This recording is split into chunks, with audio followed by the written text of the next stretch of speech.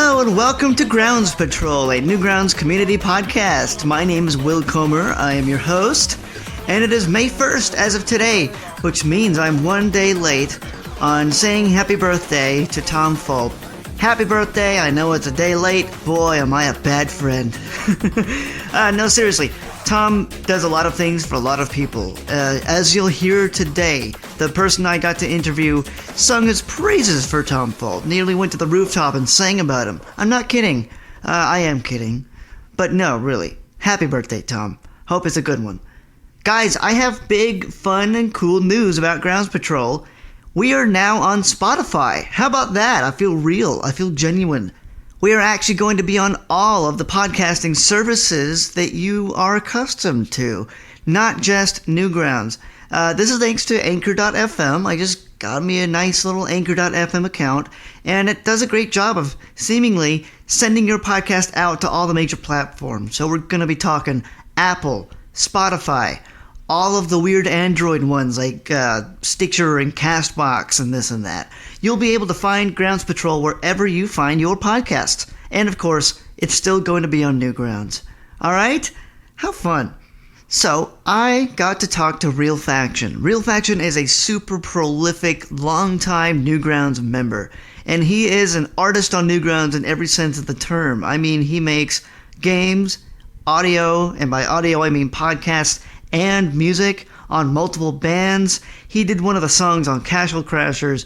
He is very in with the Newgrounds people and is in fact going to the Pico Day event that's coming up this month. All that to say, he does a lot of stuff. He and I actually sometimes had a hard time telling which of his projects we were talking about. Our conversation was wonderful. It was at times very scattered. So, all that aside, I think it was a lot of fun, and I think it's going to be a lot of fun for you to listen to. So, enjoy.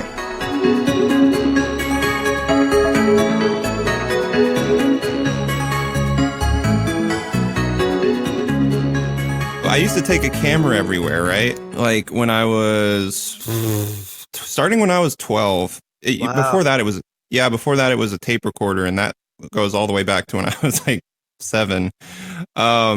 My friend Jason both adorable and hilarious at the same time. It was so strange. I would I don't know. I was like a researcher or something. I like to record everything. I like, with the tape recorder, I would record like birds chirping or the lawnmowers but mostly stuff from TV, like the Home Alone movies. Like, I think that's where I got it from, actually, when I saw Home Alone 2 and Kevin McAllister had this tape recorder and he would like record everything. I'm like, huh. I want to do that. So my mom's like, oh, I regret showing you this movie. And she got me a tape recorder. So I started recording all our best moments. And I think the real redeeming feature of that was when my best friend Jason left for 3 years when I was like 8 years old, and he left for Florida because I had known him since I was like 4. I had like tapes. I mean, like 2 or 3 tapes of just him and I like having fun doing things, and whenever I missed him, I would be like, oh, there's his voice, and there's like all of our memories caught on tape. Aww. I was really sad. I was bummed out. I didn't think he was ever coming back. When he came back, did you play in the tapes? I don't know. I think I lost the tapes after a while. Eventually, when he came back, actually, I had a camera. That's when I switched over to the camera. So I took the camera everywhere, and I started a thing called JKTV, which some of my old fans will remember. I did that for years, like 2005's mostly when I started JKTV when I was 13. And people were like, what's he doing with a camera everywhere? Is it like surgically attached or whatever? My friends were all like weirded out. So I just record everything. I document. I was very much a documentary person, I guess. And eventually I stopped doing that. But I used to have a lot of videos of that, so I have, and it's still online. I have old footage of me at 13. If you look hard enough, sometimes I share it on different YouTube accounts, like a secret little thing that I have. But so you had fans when you were 13? Am I getting that right? No. I mean, like sometimes I'll share like footage every now and then. Like I think I shared it last year or a couple years Yeah. ago when I uploaded this like in 2013. Just old footage of me when I was 13. And sometimes I'll share it. And I'll be like, "This was me from so long ago," just to see what I was like as a stupid little teenager, kid, whatever. That confirms what I know about like creators and creative types. It seems like it's just in your DNA and it's going to come out whenever it comes out in your life. Like you were that age, you were already starting to create and make stuff and document stuff, and you still do that today. Yeah, it's really interesting because I wanted to be a filmmaker since I was probably 7 or so because I grew up on Spielberg films and Ooh, uh, good. I've always been a big fan of him because my parents introduced me to him. We'd always watch a lot of movies together. So they would hate watching movies with me because I would rewind things just constantly. Like, haha, my favorite scene, like 20 times in a row before we could get on with the movie. It probably has something to do with the fact that I have autism. I don't know. Perhaps. Like genuinely for anyone who uses that insult on the internet, yeah, don't. And that's not what I mean by it. I promise. Yeah, just to clear the air there, you are on the spectrum. We're not just talking about calling people retarded. Exactly. I actually have autism. Yes. But I think it really started when I got into Lego Studios because of that. I got into a program called Lego Studios that Spielberg released with Lego, and I used to play with Legos even before that. So I was like, Legos and Steven Spielberg collaborating. That's awesome. So I'm not familiar with the Lego Studios. Sorry, go ahead. Is that like a oh my real thing? God. It was the best. I'm telling you now. In 2001, I think that was the year, or 2002, I was around 8 years old. No, it was 2000. Yeah. When they released the stop motion thing where you can make your own stop motion movies. I mean, it's kind of like claymation films where it was just like stop motion, except with Legos, and you could use clay to like keep their legs positioned a certain way so it looked like they were walking. And I would make films of this. They gave you a set. They gave you sets. You bought this at the store. It was that kind of thing. And it was this huge black box with like a T-Rex on the front, and they actually had preloaded movies of Spielberg. I think directed some of the films, recreating his movies, like a Jurassic Park scene. And I thought that's awesome. It's Oh probably my floating on the god! internet. Oh, it was awesome. If I had known about this at that age, that would have been my life. Oh, it was. I did that for 2 or 3 years until I gave it up. But that's what got me into like creating stories. Because I mean, I'm still a writer and I create stories. But I always wanted to be a filmmaker, especially after that. But I'm now more into making games in that aspect, telling stories. But I try not to ramble too much about my life. I am kind of a talker because I also podcast. But No, it's fine. That's funny. I was actually you were talking about what is he going to ask me? I was wondering what I was going to ask you too because there's so many things you've already said on your own podcast. Well, I mean, anyone who doesn't listen to my podcast, they'll still listen to your podcast and get the information. It's, I'm pretty sure not a whole lot of people like listen to the podcast because I have one about my life story pretty much with music and some of my extra stuff over the years called Reinvention. And that was like a limited 12 episode series, but that's for like the super fans, anyone who wants to really pick at my brain. And I know a lot of people probably won't and haven't seen that. Besides my Talking Real series, which has been going for 3 years. And that's just basically, oh, well, here's what I'm doing now. Your account says it was in 2006. Is that when you got onto Newgrounds the first time? No, that was 2003 was the first time. 2006 is just when I made my second account. I don't remember what my first one was. So RealFaction's actually my second account specifically made for my artist name to start making music with. Don't you love that first name being as cringy it is? You know what mine was? What? Steak 89. That's like almost like Soccer Fan 1 or Big Strong Man 69. You always have that one little username that you use for 3 years and then you're like, that is not professional. Moving on. I honestly don't remember it. Like I wish I could. I had to use another account due to a hacker incident, but they'll find that in my audio biography podcast. So Newgrounds enthusiast. So anyway, what I was going to transition into was basically another thing I do is, so I was basically making contests for, that's when I started in 2012 making contests for Newgrounds, for the music community, audio community. Mm-hmm. So then we got into the art inspired music contest that is, I guess, famously known now Fiona and I came up with the idea. And originally, I thought, well, I wanted to make music inspired by art, so I made like a couple tracks. And then Fiona said also, well, was known as Halcyonic Falcon X at a time. Oh, that's how I know her too. Okay. Yes, I'm on the board. Epic Battle Fantasy games. Mm-hmm. She's like one of my close friends who helped me with music.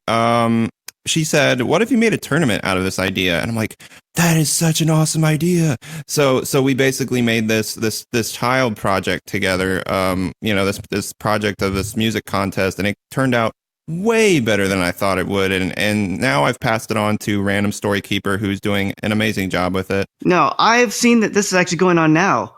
A version of this contest is going on today. Yeah, I was going to say that it's going on right now. So anyone listening, if you're interested in entering, you can start making a track now. It just started the 12th Friday. So it goes on to like June 17th. Could you describe really quickly how it works?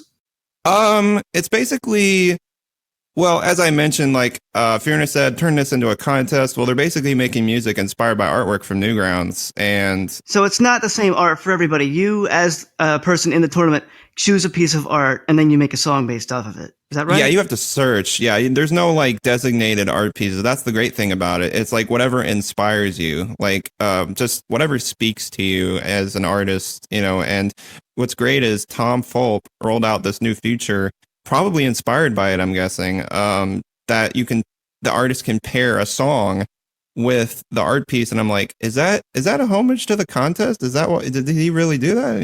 I thought that was really cool that he did that. So I think that might be, because I think that's a really cool way to link two pieces of art together. That's kind of what your tournament inspired in the first place. Yeah, and I was surprised that he did that, and now I was like, that's going to be really good for the next contest, because then artists can be like, hey, this song was inspired by my artwork. So yeah. Now you also have a hand in another big Newgrounds event called Pixel Day. Yes, Pixel Day.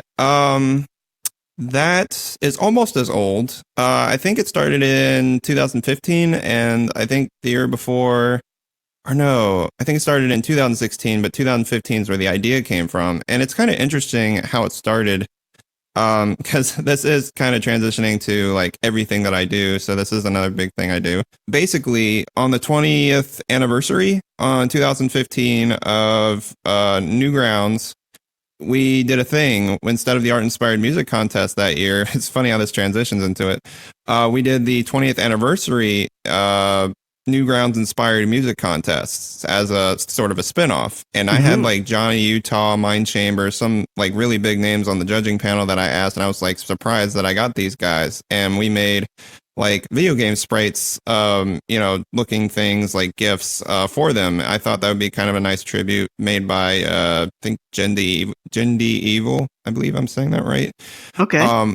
And I got one too, and I used to use it a lot. It's really cool. So I thought, wouldn't it be cool if I did a video for the contest, and you have these like, it's like Mega Man styled, where it's like, okay, the theme of the contest is you have to beat these bosses, like, by winning them over with the contest. And we had like a overworld map. We kind of went all out with it. That's so fun. I thought it stemmed into two ideas. One, Newgrounds 0 Hour, which is a game I still want to finish. If anyone hasn't checked out that demo, I still want to finish that. It was really cool. And two, I thought, what if I made this into like a holiday, like a contest idea or whatever, because I really had fun with it. And I think if it had stemmed into its own thing, it would be a cool idea. So I pitched it to Tom. Pixel Day, boom.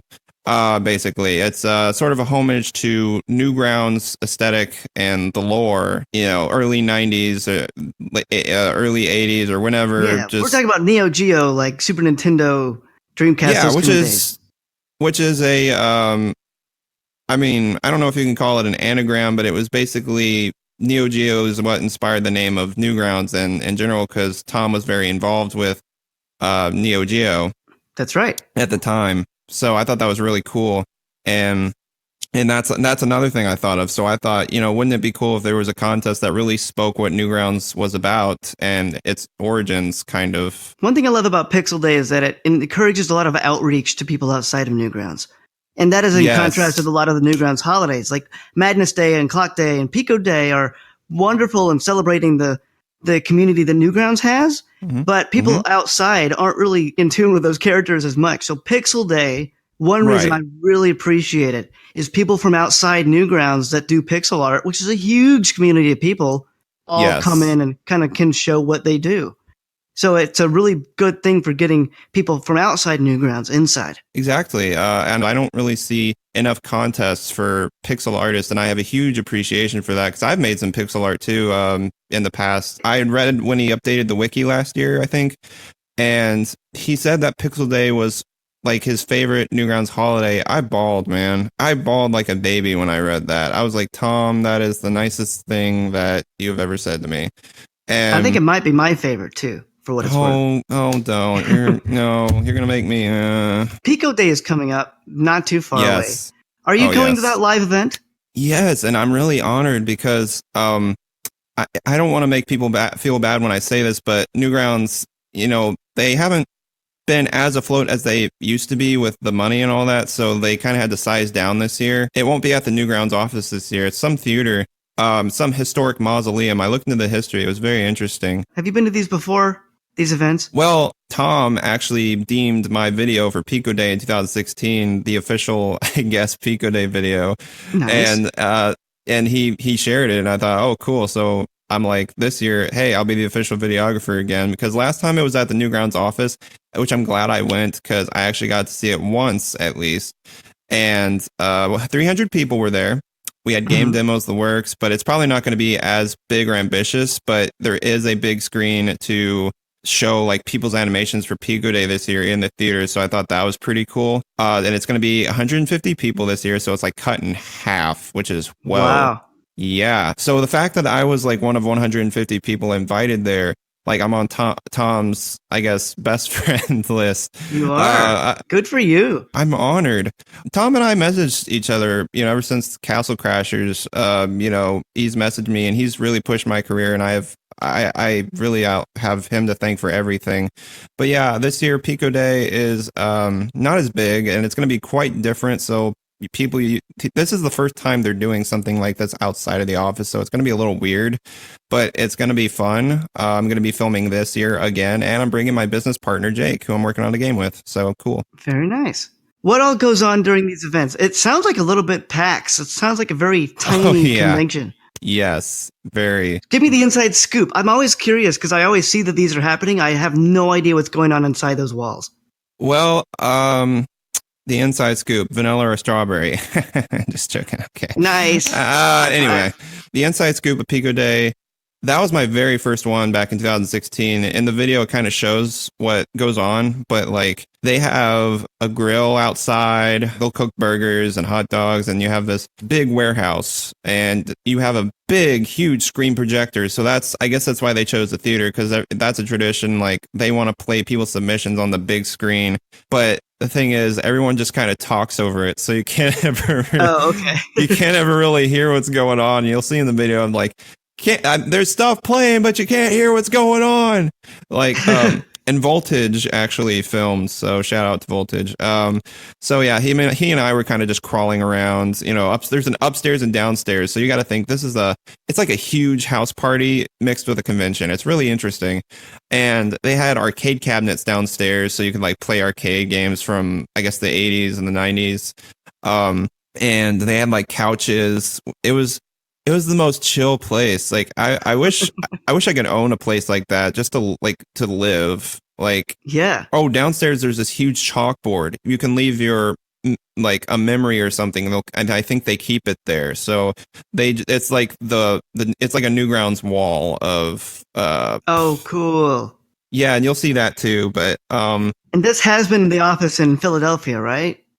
Yeah, this is a new office, because you might know some years ago they had to change offices to kind of scale down for price reasons. So unfortunately, I haven't seen the original office, like as far as been there, but it's still really big. Like, don't get me wrong. Like upstairs, it's like an office. They have cubicles. So it's like a regular office upstairs, and they have that conference room or another chalkboard. And then there was like Super Smash Brothers on the GameCube on a TV. There was demos of games. They had Nightmare Cops, the game that Tom's working on. They Very had. cool. I loved it, dude. Like I was looking forward to playing it, so I was excited. And Spaz Kid himself was like walking me through this game, and I'm like, he's walking me through the game. Ah, very nice. So, do people fly in? Oh yeah, all over the world, absolutely. You know, I had help. I always have help. You know, so I mean, this year I actually managed to raise the money, but the last time I had to have help to get there because yeah, money's hard to come by. But the other demo I saw was Madness. Crinkles. He was another friend of mine. We kind of hung with him a little bit, and he showed off his Project Nexus 2 demo, which is really cool. And so it's still in development. I think it's about to come out. He's collabing with the Swain, and they had it on a screen. You get to play it. So it was really cool, and he gave me a shirt, and now it's like one of my favorite shirts because of the design. Like I loved like the way he made this awesome shirt, so I wear it a lot. Is it Tom's birthday? Am I right about that? Yes, Pico Day is essentially a mixture of celebrating Newgrounds' anniversary and Tom's birthday. It's not on his birthday, but it's close. I think his birthday is like April 30th or something. I really can't remember, so don't quote me on that. So is there like a birthday cake and candles and stuff too? Not that I've seen. Normally a tradition in Pico Day is like IPA beer, so I guess that's better. Yeah. Who needs birthday cake when you have beer and barbecue, man? I'll be honest, I'm not really fond of birthday cake anymore. I haven't been for years. It's so sweet. It's lard, and then I had a gluten allergy develop, and I'm like, you know what? I don't like that anyway. It's too sweet. It's disgusting. Go for the buttercream icing over anything else if you're going to do that. I just eat it with coffee nowadays anyway. It's like a little bit of birthday cake with a little bit of black coffee because it's kind of too sweet, and then the black coffee is a little too bitter, and then both of them together, it's just right. Just a little bit.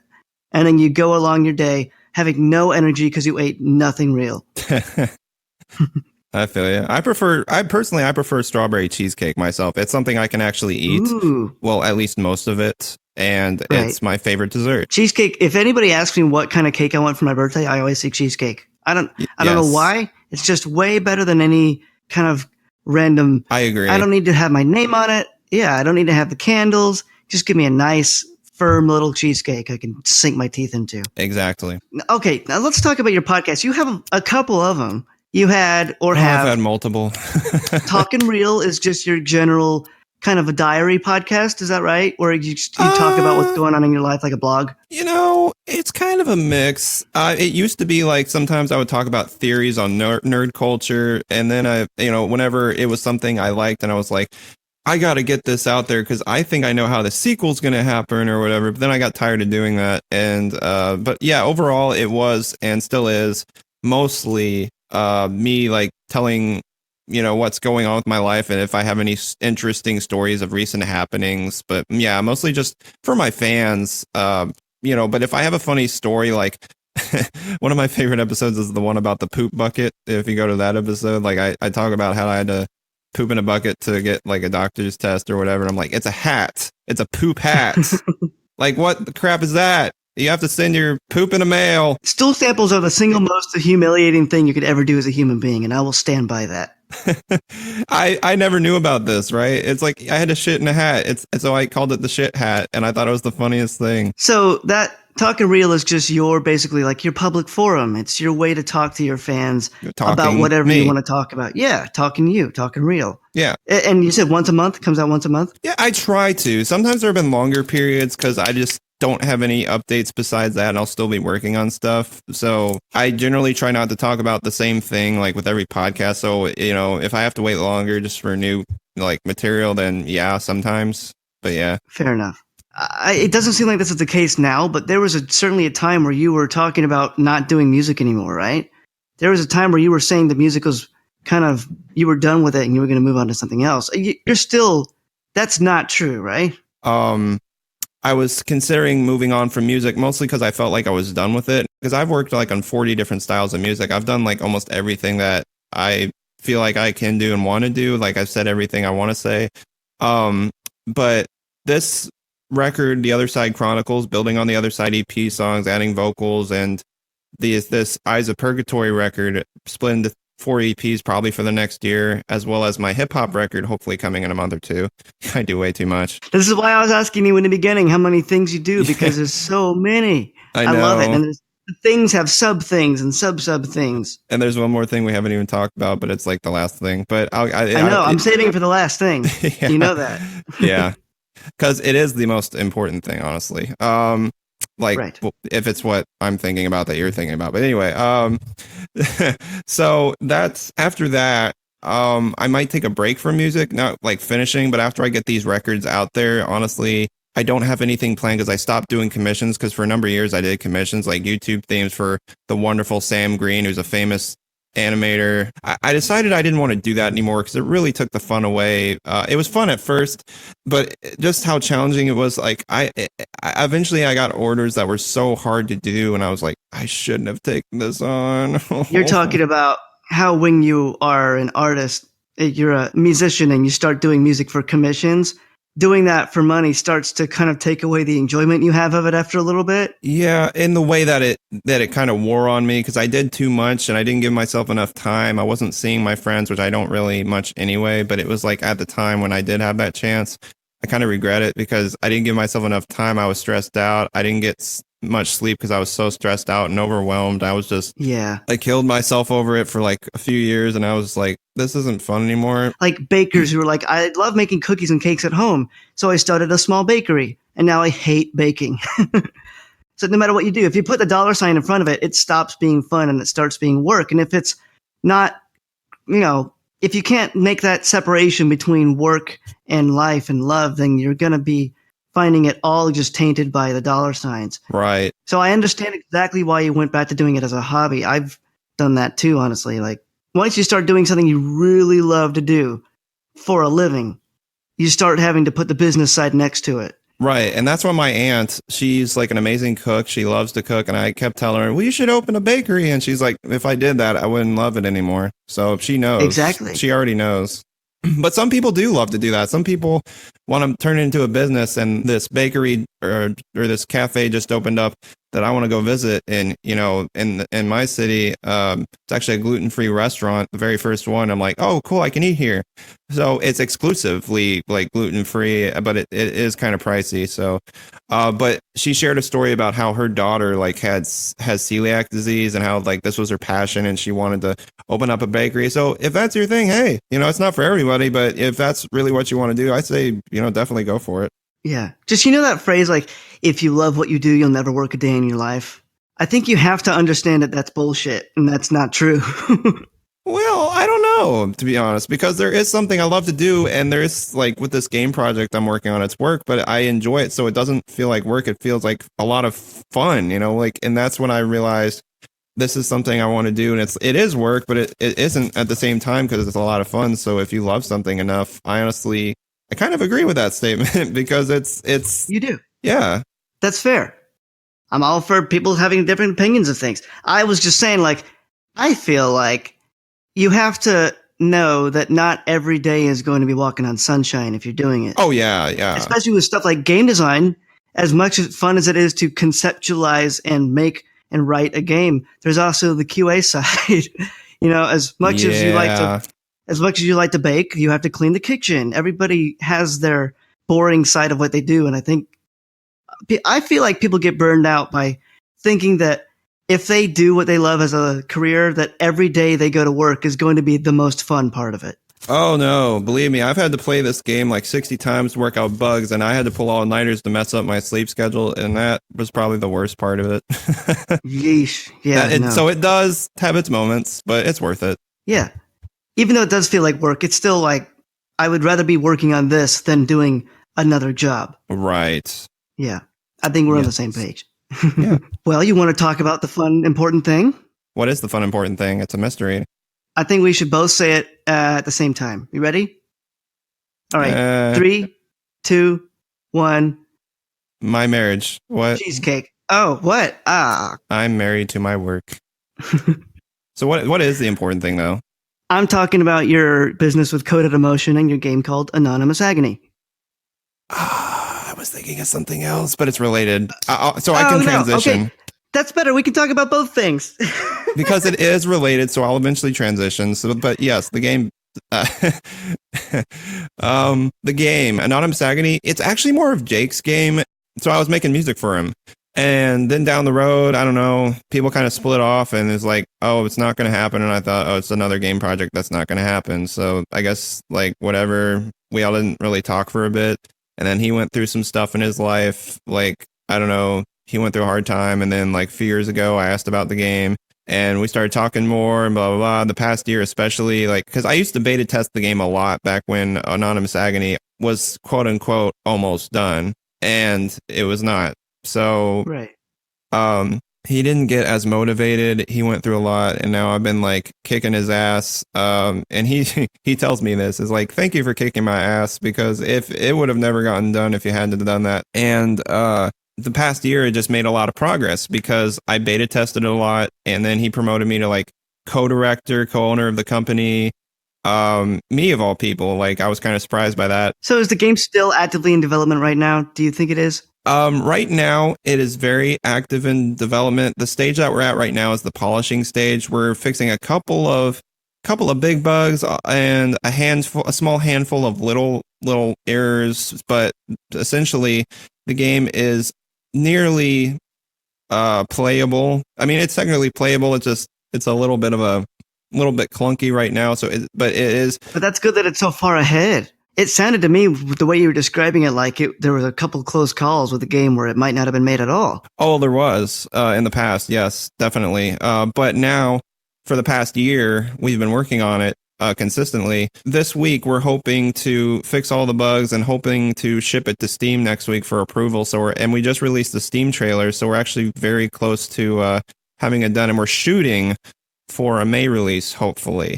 Nice. Congratulations. Thank you. And it's an episodic series. It's going to be $5. And the reason for that is because there's going to be like 12 games. And I think most of them are going to be an hour each. But this one's going to be like 3 to 5 hours, depending on how good you are. Okay. Now, as close as you are now to actually releasing the game, which congratulations again. Thank Back you. when it was in hiatus, what do you think was it that really pushed it back towards being in active development? Was it you kicking his ass? Was it him being more financially stable? So you had a really active role in picking this and bootstrapping this game back off the ground. Yeah, it's pretty much that simple. I kind of had to. He was in a kind of a dark place. I had to get him kind of back on his feet, and he really needed, like, a lot of people moved on to other things because it was taking so long. So I wanted to be that friend, to be there, and to kind of help the project. Yeah. And another reason was because I also wanted to work on a VentureScape game, and I thought he would be the right person to do that. It's based off my audio drama series. Is that audio drama series still going on? You want to talk about that? Yeah, that was the important thing. That was the big important thing. I knew it was going to be something I didn't think about. Well, the game development thing is the important thing also, but it's like the VentureScape game and the series is like hand in hand what I consider my most important projects besides my upcoming records. But it's a series I started writing 8 or 9 years ago, back when I was in high school. And I said, screw math. I don't know how to do this. I'm going to write like 100 pages of a story in class on paper. And then like transfer it to the computer and then go from there. But really, it's not about the length, why it's taken so long. It's about sharpening it. It was much about, I wanted to take my time with this because it was like my passion project. And I was like, man, this is my favorite story that I've ever written. And it was going to be a book. And I thought, well, I'll publish my first book. And then I thought, I'll make it a comic book. Then the artist tried to sexualize it and abandon it for whatever reason. And then I thought, okay, I talked to Aika, my friend, Ise. She said, well, why didn't you make it an audio drama series? And I'm like, you know what?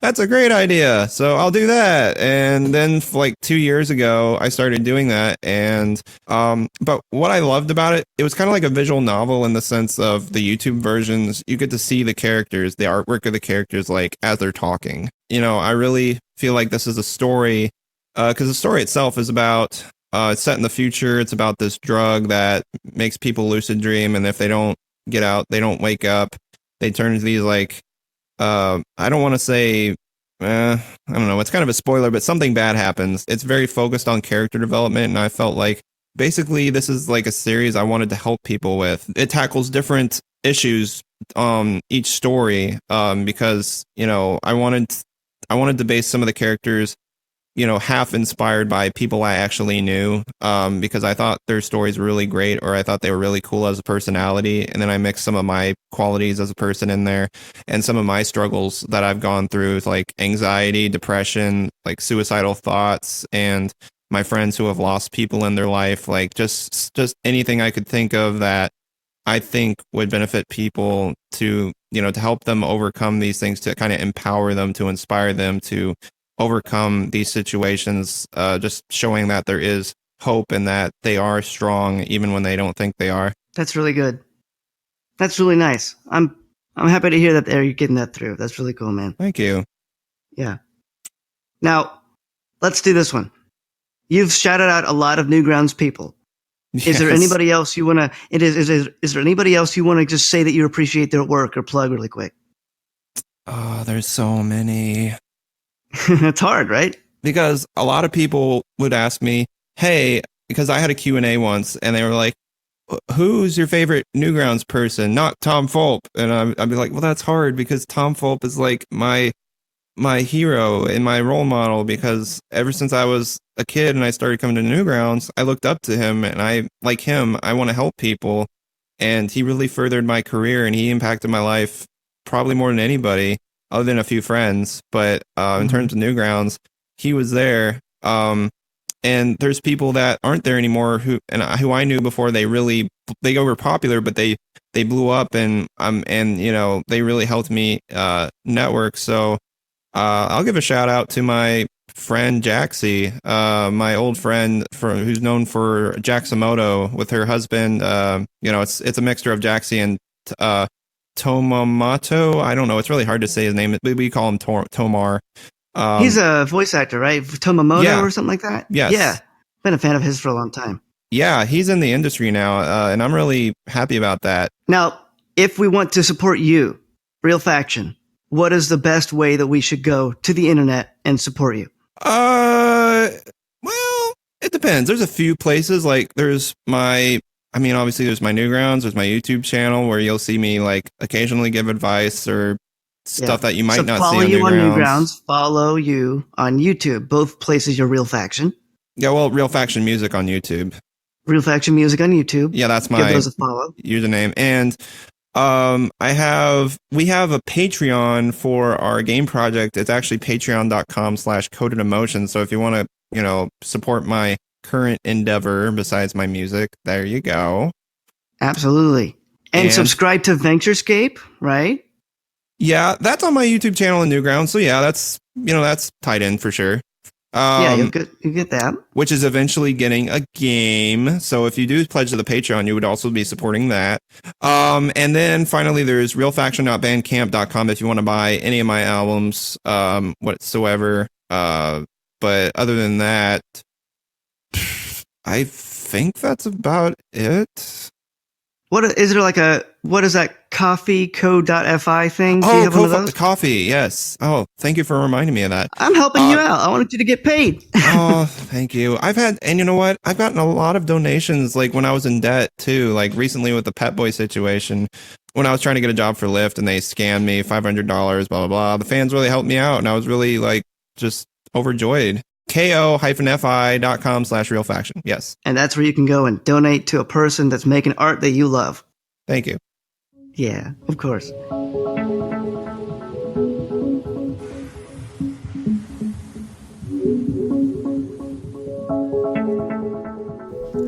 A big thank you to RealFaction for that interview. I want you to know, RealFaction actually had a brand new single just come out. As of this episode, it's come out, I think, yesterday on April 30th. You should go look for it. It's called Risen from the Deep. It's a song off the album The Other Side Chronicles, which is going to come out in May. So go check that out, especially if you just listened to this whole interview with RealFaction and are like, I want more RealFaction content. And of course, as you heard, you can go find any of the other things he talked about as well. Alright? That's all we have for now. Thank you guys so much for joining us. Little me information, if you're interested. There's another podcast on Newgrounds, and I guess this is as good as any opportunity to shout it out, called A Couple of Crickets. It's a Newgrounds podcast called A Couple of Crickets, and it's two guys who are on Newgrounds who talk about Newgrounds and also kind of talk about different things in their lives, and it's kind of a fun thing between these two people. Anyway, I got to go on the podcast recently and talk about Grounds Patrol and talk about a whole bunch of other stuff.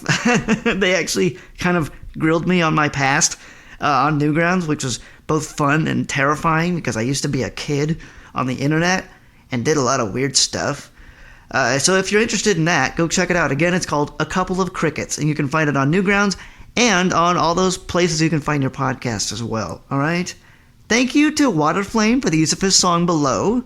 Please tweet about us if you don't mind with the hashtag Grounds Patrol. That actually helps us get a lot of natural people coming in. Again, I don't pay to advertise this podcast right now, so if you want to support Grounds Patrol right now, the best way to do it is to tweet about us using the hashtag Grounds Patrol. Thanks! No, really. I really would appreciate that. Also, you can join our Discord at bit.ly/Grounds Patrol. Actually, there's a funny exclusive part of the interview with RealFaction. I just took a little snippet out, and I'm going to be putting it as a Discord exclusive. So if you want more RealFaction, go to my Discord again, bit.ly/Grounds Patrol, and go pick up that little juicy piece of bonus content. Alright, you can follow us on Newgrounds and Twitter at Grounds Patrol. You can follow me on Newgrounds and Twitter at WillKMR. And we'll be back in 2 weeks with more Newgrounds content. Until next time, stay creative.